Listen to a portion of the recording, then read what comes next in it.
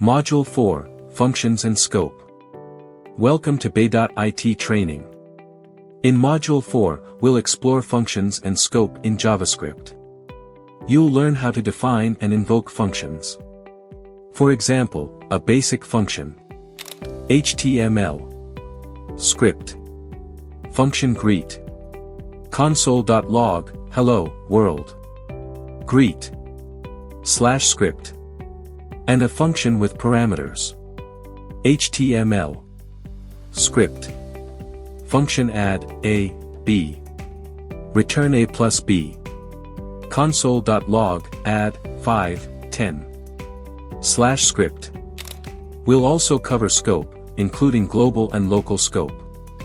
Exercises will help you practice creating functions and understanding scope, and a lab project will guide you in developing a script with multiple functions.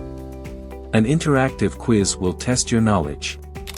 By the end of this module, you'll be proficient in using functions and understanding scope in JavaScript.